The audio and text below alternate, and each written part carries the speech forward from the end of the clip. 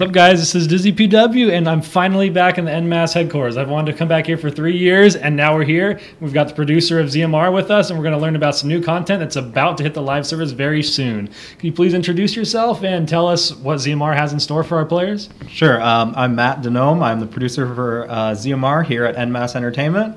I'm introducing today a new mode that we're adding to the game this coming Tuesday, September 2nd, called Threshold Defense.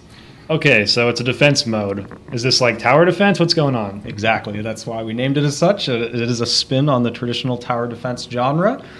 Players will band together in a team of 5 to protect a portal situated at the back of the map from oncoming hordes of zombies, monsters, robots, soldiers, walking crab creatures, the works.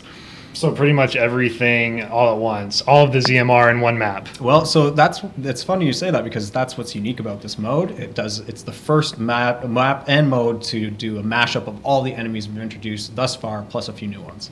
So in terms of the tower defense, how are you doing this? Is it like one of those mobile games where you have a certain amount of health, and if a stronger monster gets through, you lose more of that health? No, so the way it works is you kill enemies to earn points, and those points can be used to unlock turrets and other traps on the map itself. So you can hop into a stationary turret, you can hop into a mobile mech suit that will allow you to walk around with twin Gatling guns and stomp on enemies. And there's also teleporters that allow you to transfer between, this map is multi-layers. It adds a little bit of verticality, which is new to the game as well, which will give players a positional advantage over the oncoming horde.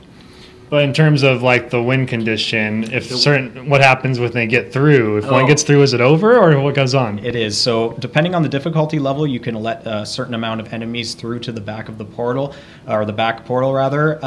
If that threshold is reached, you fail the mission. Yes. So, but on lower difficulties, that number is quite high, and then as you amp the difficulty up, that number becomes lower. And do you go in with the same loadout through the whole thing, or do you have to unlock ammo or new guns?